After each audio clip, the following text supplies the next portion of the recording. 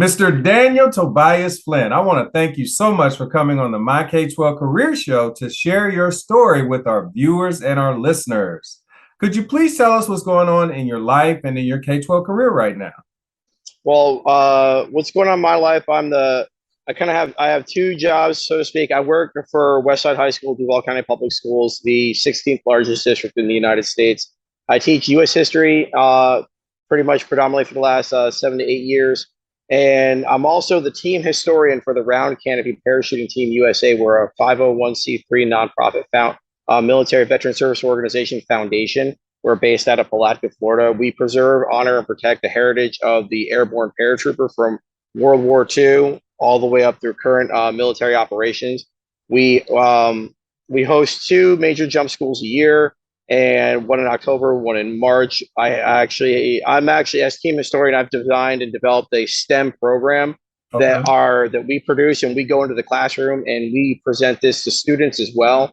I've designed it to be nationwide. I can go into any school in the country and present this virtually or in person as well. Wow. My paratroopers, we come in, all of them are veterans and members of our jump organization, of our foundation. And we go and present an online history of the paratrooper through Discovery Education, who supports our program as well, which is absolutely fabulous. We use their Discovery Education textbook, and it is just a phenomenal. I'm also a Den Star educator with Discovery Ed also. So it is an amazing program. The kids love it. The interactive possibilities, there's endless possibilities with it. And we just go through the history of World War II, and it's not just the paratrooper. It's centered around the paratrooper, but it's around the D-Day operations. We focus on women in combat, women at home.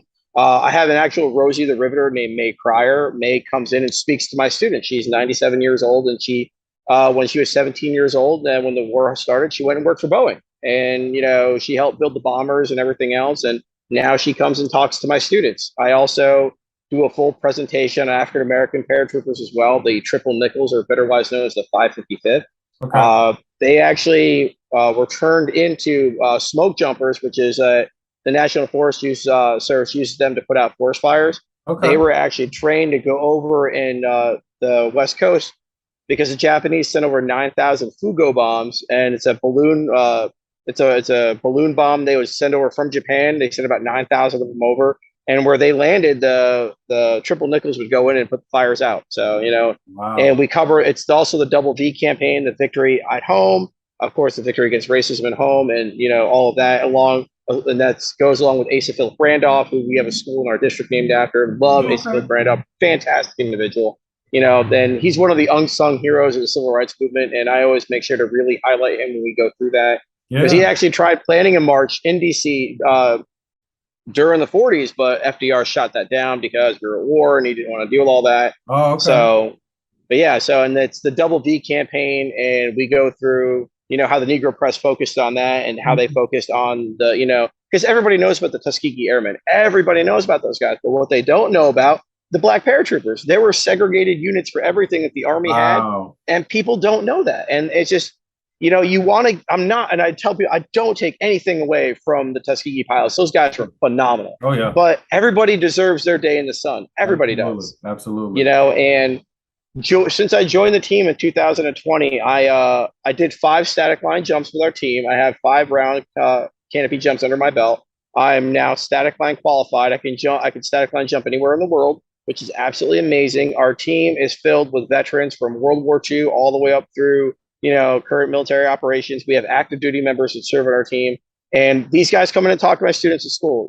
I've been teaching now for 18 years. I started my career, and I tell teachers I mentor all the time, I tell them that your career starts the day you get in front of a child or a group of children and you are teaching, whether it's paid or not. That is your career path. And I've been doing that.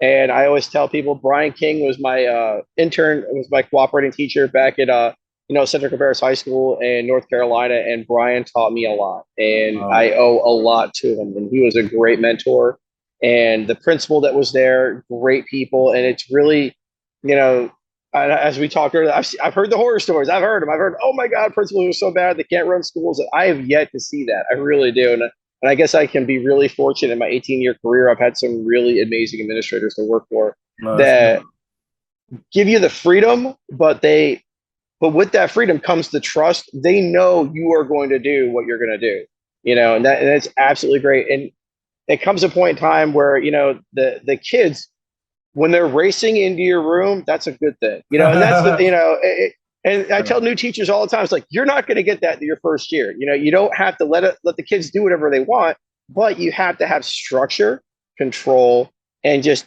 order in the room. Kids want structure, and if you have it listed out from top to bottom, your day is going to go a lot smoother. And Right. I've been mentoring a lot of teachers for years now. And we in Florida, we call it clinical educator trained educators. I have that CET certification, and I train a lot of new teachers to kind of walk them through, because education, as you and I both know right now, is it's going through an evolution, so to speak. And there are much fewer teachers, that are coming out of the system now and that are coming into the schools. I've got 6 years left in my career before I told my wife, the day my son graduates from my school, I might work one more year and then I'm going to call it a career and move on to something else. But it's just, there are fewer and fewer newer teachers coming into the system. And it just, and I get it. People want to sit there, and it's easy. It's easy to attack our profession. It is. It absolutely is. But you know what? Bring it on. I can, as long as you do what the state guidelines require, you're fine. And I've learned that from principals in the past. And, we have a great system in Florida, and, and I tell teachers, it's like, they ask, how do you get around politics? It's easy. You don't have any political fanfare in your classroom. As a principal, that if you saw someone that was broadcasting that stuff, there would be an issue with that. Yeah. Get both sides of the aisle and let kids decide for themselves. Right. You don't bring your personal bias into it, because if you do that, then you're biasing that child to think the way that you do. Yeah. There's no business or no point for that. And, I tell my students all the time, it's like, who'd you vote for? It's like, I'm not going to tell you that. It's like, I tell them, I've voted for both sides of the aisle in my, in all the years I've been voting. But it's like, if you listen to me long enough, you might be able to figure it out. But it doesn't matter, because I'm never going to tell you. Right. And not a single piece of political rhetoric is in my classroom. And kids need to understand that school needs to be an apolitical zone. And when they go through there, they don't need to be bombarded with stuff.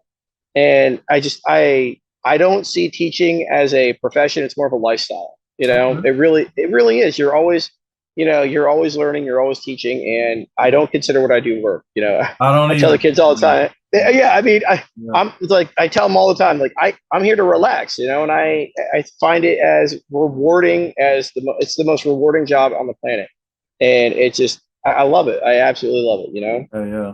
So what guy, it sounds like you're from North Carolina, correct? Actually, I did my graduate school there. Oh, okay. I actually was born and raised in upstate New York, in a little town called Chatham. Okay. It's about 30 minutes outside of the city of Albany. I did my undergraduate at Union College, which was now people have a hard time understanding. Union was the first official college founded in the United States in 1795. Now, Wow. Harvard is the first school in the New World, but Union was founded after the United States Constitution was ratified. So in 1795, Union College becomes the first official college founded in the United States, hence why they called themselves Union. President Chester Arthur graduated from there. Okay. William Seward, who bought Alaska, graduated from there as well. And it's just, I loved it. My father went there, went to Albany Law School, and was a real estate attorney for, all his career in upstate New York. Wow, and, cool. My grandfather was a superintendent up in Salem, New York. So, I mean, you got an education? Did your grandfather? Yeah, my mother was an educator as well. And, I'm not going to lie, in high school, I was like, you guys get this summers off and get your benefits too. I was like, that's a pretty sweet gig. Yeah. And I tell teachers, they ask me, like, you can't be doing it for the money. It's like, no, I'm not doing this for the money. But you know what? The reward you get from educating children is you can't put a dollar amount on that. You can't. And I really love what I do. And, I tell teachers all the time, it's like, you think about it this way. You work 10 months out of the year. You get all the vacation time these kids do. You get a full salary and you get benefits with that as well. I mean, at the end of the day, what other job do you know of out there that you're in at 7 out of 2 that you're going to get those kind of rewards and benefits from? And they're like, oh. I mean, that is how, and anyone ever asked me about how can you, that is my response. Because if I was working 12 months a year, I'm like, yeah, I'd have an additional 8 grand in my account, but you know what? I enjoy having the time with my family.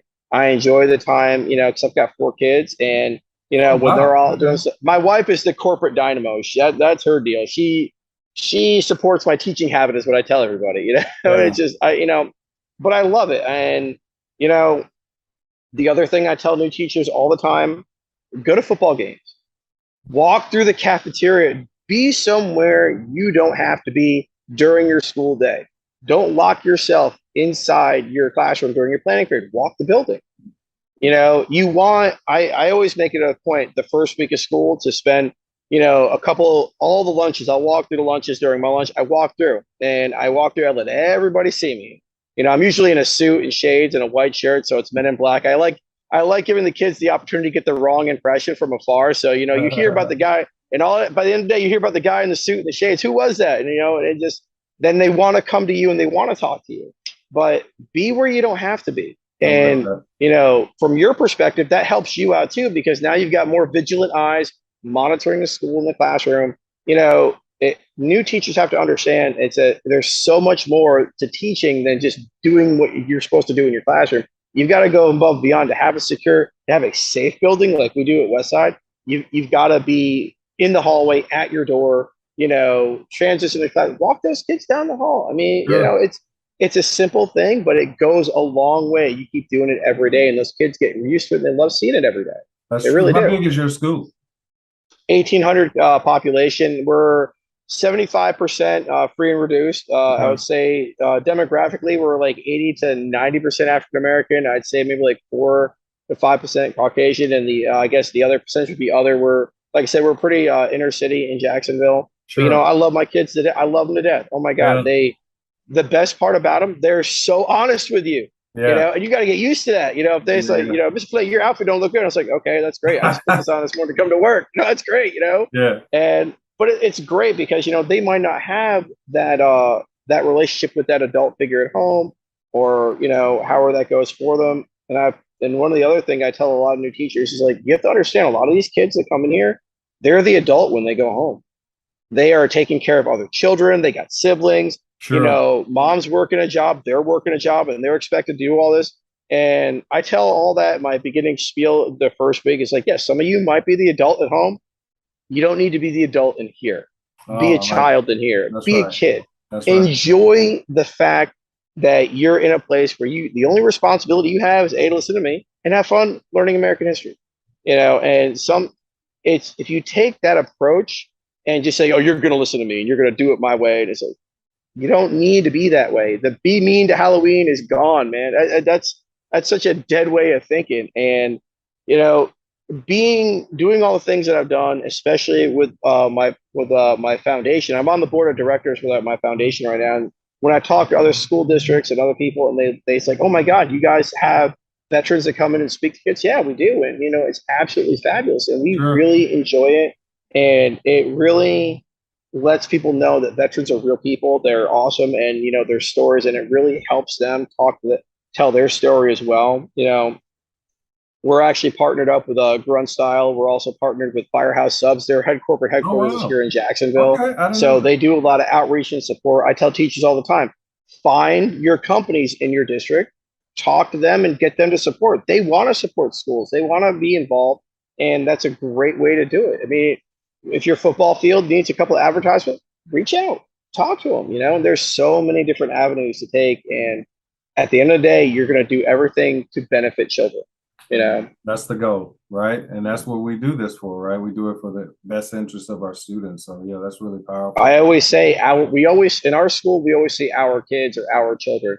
There's Absolutely. not, your kid, there's not your, no, they're our children. They're here, they're Absolutely. ours. When they're from 7:05 to 2:25, they're ours. Yeah. And Mr. Reddick, as I mentioned earlier, and Mr. Foster, our principal now, Mr. Reddick's our executive director. Hmm. He preached that to us when I worked for him as a principal, or when I worked for him when he was a principal. It's like, these are our kids.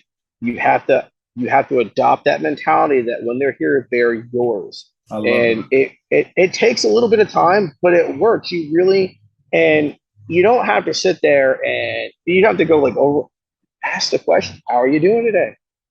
Oh, hey, I just saw your brother in class yesterday. They were having some issues. Okay. you don't have to get tailed, but just show that you care a little bit. And that goes a long way to, and I tell people discipline. Yeah, kids are going to curse in front of you. It's going to happen. It's going to happen. You know, I mean, I look at it from your perspective. How many F-bomb referrals are you going to have to sit there and draft? It's like, talk to the child, find out what's going on, and handle it in class. Because, if you're writing 60 referrals in, 5 weeks, as an administrator, you're going to think there's something going on there that, you might need to look into. Absolutely. And it's just, you have to learn to really, triage those kind of things in the classroom. If you're having issues, call home. Did you call home? That's the number one question you guys always ask. Did you call home? No. Okay, well, problem number one, it's just, yeah. It's just, and I love it. You got to get the parents involved. You got to get the families involved too. And that is something our school is, so background in our school, we used to be called, Nathan Bedford Forest High School. Okay. Yeah. I'll put it out there. I didn't name the school, but, and it's been that way since 56. And back in 2014, our superintendent, we had a policy in our district. New buildings get geographic names, so which I am all for. I am absolutely all for that. And because we're the west side of Jacksonville, we got named West Side High School. And the transition between Forest graduates and West Side graduates, it's taken 5 to 6 years to change the mentality and the way of thinking. For people in the community to see us as they don't see us as Forest High School anymore. They see us now as West Side, and that was a really big switch in transition, And we tell people all the time, it's like, yeah, I work at West Side High School. No, it's not the same place. It is not, and you really need to get teachers to buy in and adopt that mentality. And I think the majority of our staff has, and it means a lot. Community, as you said, you and I both know how major it is to be involved and, with the parents and the community. And you have to. I live in the community that I teach in. I see my students walking through my neighborhood all the time. I know what's going on in my neighborhood before anybody else does. It's great. And they see me all the time and they love it, Well, you said you're only going to be, first of all, you don't look that old. That's number one. Then you said you only have like 6 more years left. Like, I can't see you obviously you have your foundation, so I'm sure you're going to always be involved with your foundation. But what do you see yourself doing after you retire from, I guess, the Florida public school system? It all depends. I would actually like to go work for a museum or work, and be a historian other than for my foundation, for another major organization or company, something that's, still working with children, maybe Discovery Ed, or who knows where, things might go. I really want to keep working in education. I just think, well, after my son graduates, because I get so involved, I may not retire. I might keep on going. I know a lot of teachers that keep on going, but the game plan has always been like, at 50 years old, I'll have my pension, I'll have everything I need, and I want to do something that is not. I don't say rewarding, because what I do is extremely rewarding. Just something different, something. The next phase of my life, and I look forward to seeing what that brings. I'm just excited for it. We have our jump schools happening in October, and I bring our we have an ROTC wing at our school, and our student cadets come down and they provide, they park the cars, they provide, a lot of different services for our team. And, we go to France every year as well. Our guys jump in Normandy, for the Normandy anniversary. Our team is actually, the RCPT-USA, we're actually presenting at the 80th anniversary in Normandy to all the panels and all the groups about the history of our team and everything else. And it is an absolute honor to be able to represent this team and, represent them in the educational outreach part. And I've really discovered, that with the educational outreach that I'm doing has had a major impact on a lot of people. And there are a lot of organizations and companies that want to say, how are you doing that?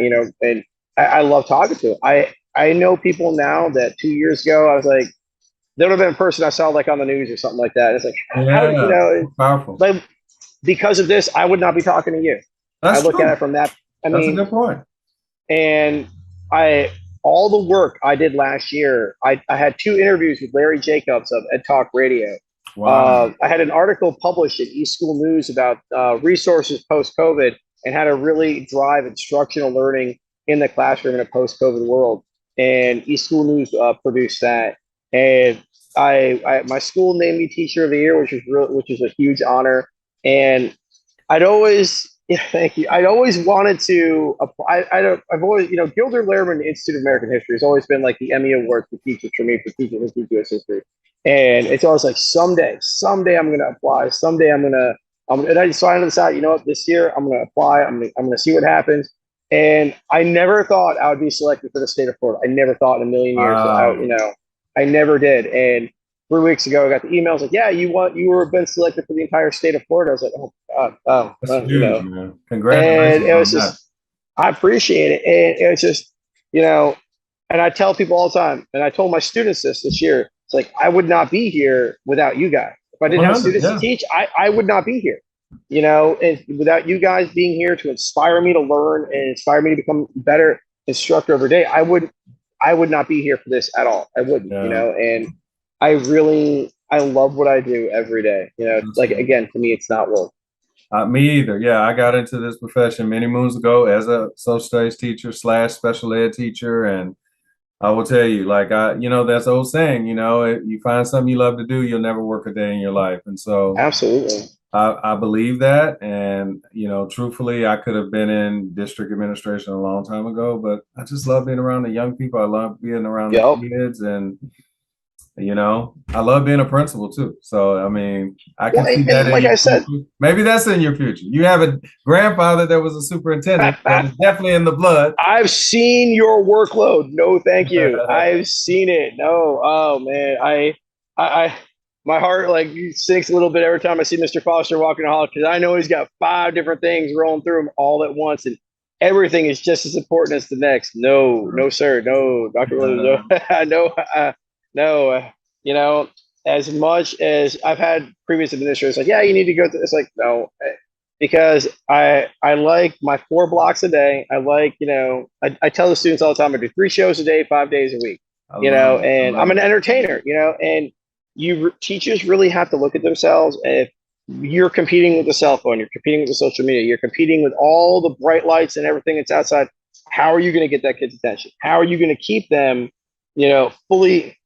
fully engaged for 90 minutes, and engagement can look like a lot of different ways and for a lot of different people. Like you and I both know, just because a kid is sitting down quiet and working does not mean they are engaged. That's a very that way of thinking is gone.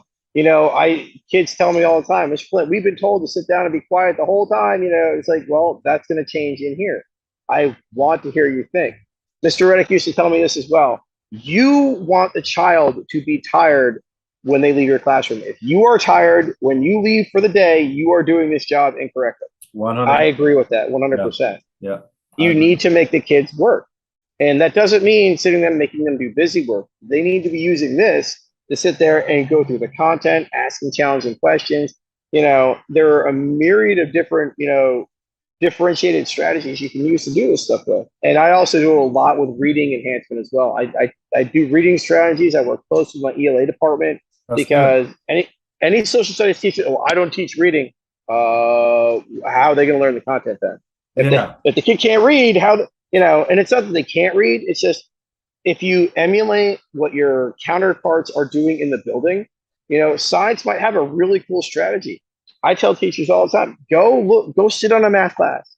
Mm-hmm. You don't teach math, go sit in on one. Go sit on a science class, sit in on ELA.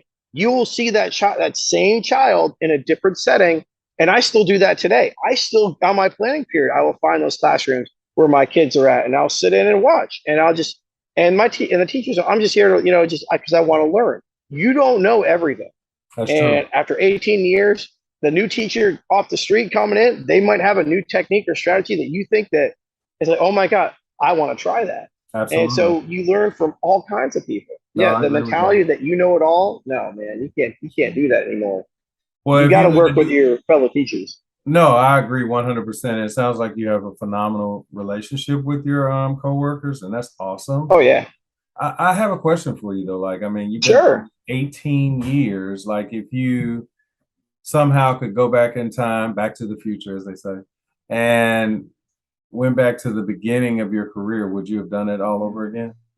Yes. That's awesome. That not gonna lie, that first year was rough. That was rough in Charlotte, North Carolina. That was a rough year. Yeah. But teachers, you and I both know this is true. Teachers make one critical decision at the end of the first year. They're either quit or they stay. There you go. And I was lucky enough that I had some colleagues that kept telling me, "You gotta stick it out. You gotta stick it out." It's like, why? These kids are awful. And it's like, are you talking to them? And that's when I also was like, what do you mean? I talk to them every day. It's like, no, are you talking to them? And instead of talking at them. And it's like, what do you mean? I tell them to do this, this, this. Like, no, you're talking at them. No wonder they don't want to listen to you because you're not talking to them. Oh, that's fair. And I remember the conversation, like, and it's like, you asking about their day. It's like, that's not has anything to do with the state standard that we have to cover. It's like, okay, well, that's great. That's the clinical thing you've got to do. But you have to remember they're human beings as well with feelings and emotions and everything else. And you have to be able to navigate the room and be able to feel it out and talk to these kids. And, and I'm glad I get to counsel and coach new teachers now because I tell them that all the time. It's like, don't yell. Please don't yell. These kids are getting yelled at on the street every time they leave. They're getting yelled at everywhere. And I had a student this past week. He's like, "Mr. Flint, are you going to yell at us?" It's like, I don't have to yell at you. I don't have to, because as the adult in the building, you have to follow the student code of conduct. And if you do A, I get to do B, and there's my door, and you get to go down the hall. And it's like, it's not of the heart, it's of the mind that I have to sit here and take these actions. You do this to yourself. And you would be amazed at how many problems that solves, because once you lay out clear but simple expectations, they will follow. And it hasn't failed me yet. And I've been doing it that way for about 9 years now. Wow. So, there's probably some young teachers that are watching you right now. And you actually brought up something that's very, very common, not just, in North Carolina when you started teaching, but all over this country. Like, especially when you consider what's happened the last couple of years with the pandemic. Oh, yeah. So what would you say to those teachers that are feeling, just stressed out? There's another start to a school year.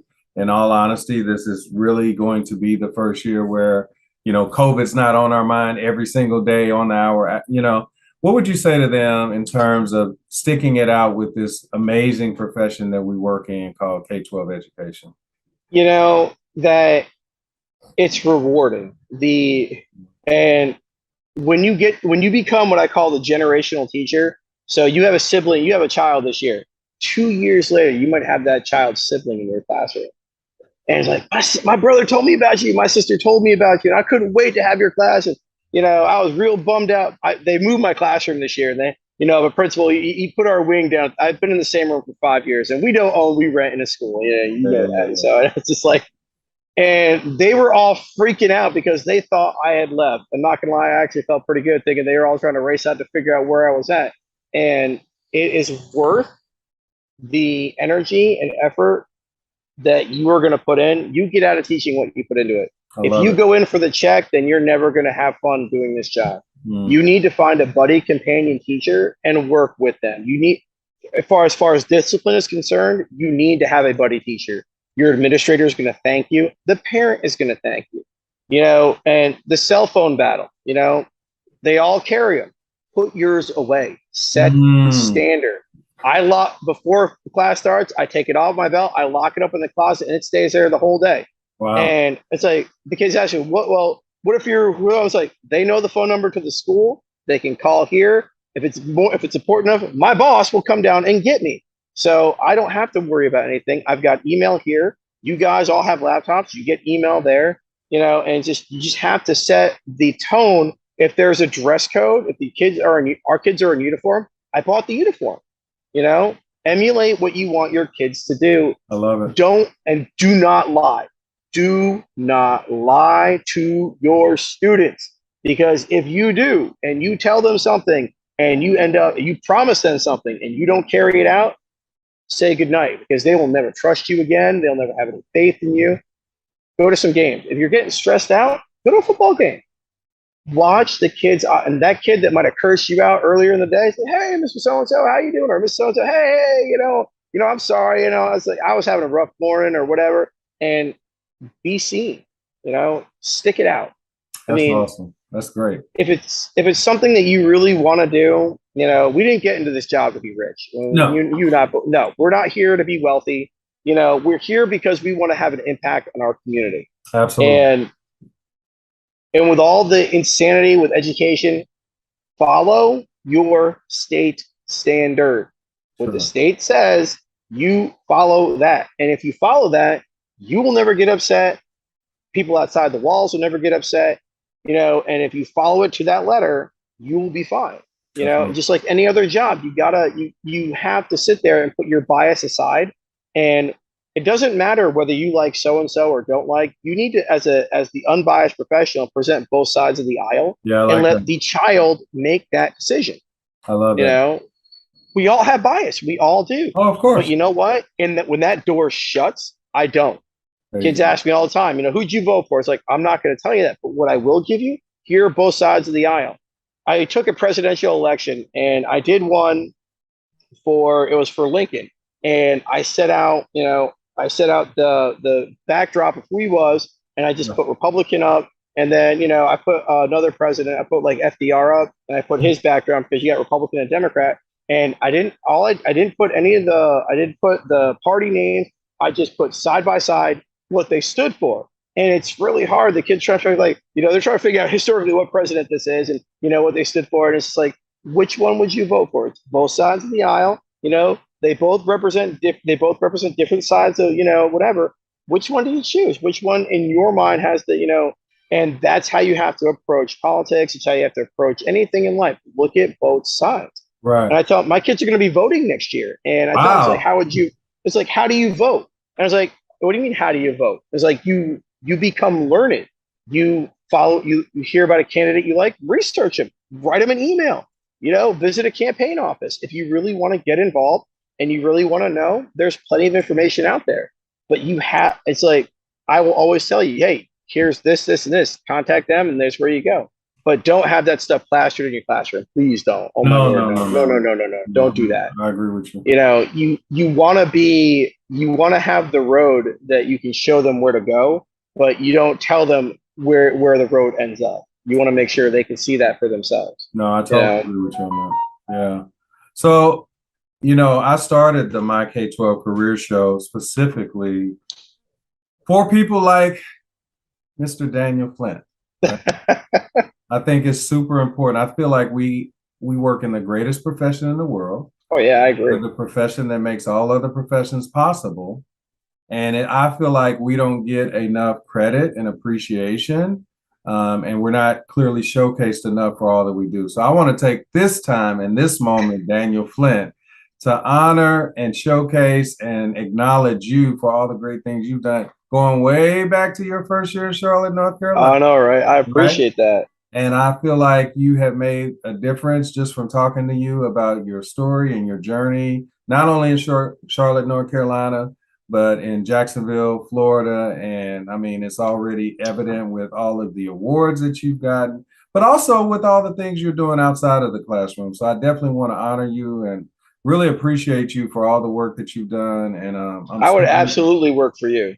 I absolutely Thank you would. so much. No, I would absolutely work for you. Not hands down, I appreciate And it, like I said, good administrators are hard to find, and I get the feeling that you're really good to your staff, 100. and that it's such an important thing. And the last thing I would tell new teachers: if you've never talked to your principal, talk to them. Absolutely. Everyone I've had, they have an open door policy, and it's just they might be busy. Just say, hey, I say, hey, Mr. Foster, how you doing? It's like, man. You want a cup of water or something? It's just like maybe you need to sit down or have, and ask him, hey, you want to go get lunch or something like that? Just be involved and have fun. It's so great to do this job. Yeah, I can tell you have a lot of fun. That's so cool. Yeah. But I will tell you, man, we could talk all day, man. We've been talking all 20 minutes. This has been awesome.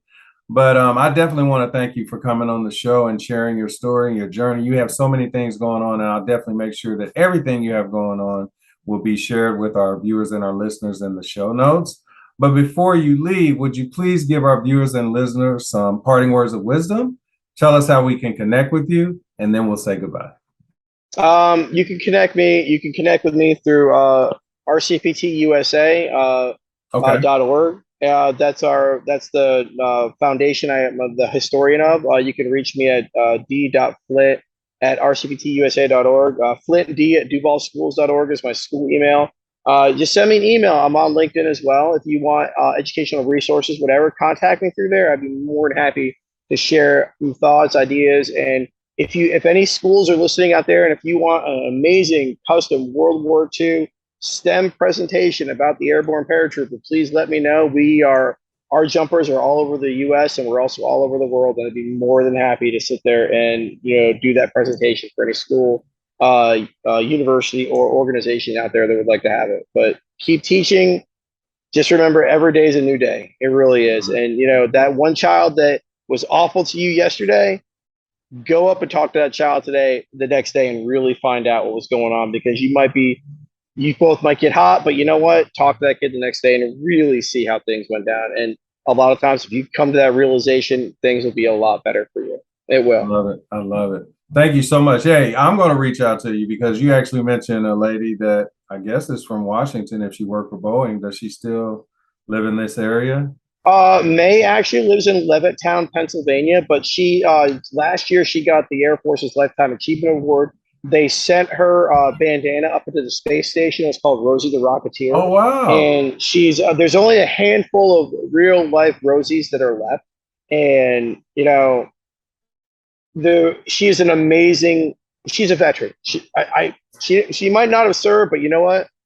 Women logistically won World War I and World War II, even the Civil War, they won it for us, because they're the ones, building the bombs, guns, tanks, and planes that our GIs needed to fight the war. 100. So I always give our ladies in the factories so much credit, and they did so much, and she is such a national treasure, and she speaks all over the country, and she goes to the Pearl Harbor ceremonies and everything else, and she's a fantastic. Yeah, I can absolutely put you and your school in contact. She loves talking to the students, and she loves promoting female women empowerment, which is absolutely amazing. Awesome. Well, Daniel, keep doing what you're doing, my friend. You're doing some great work, man. I'm super grateful that you agreed to come on the show, and let's stay in touch. Oh, absolutely. You have a good day. All right. Take care, my friend. All the best. All right. You too. All right. Bye-bye.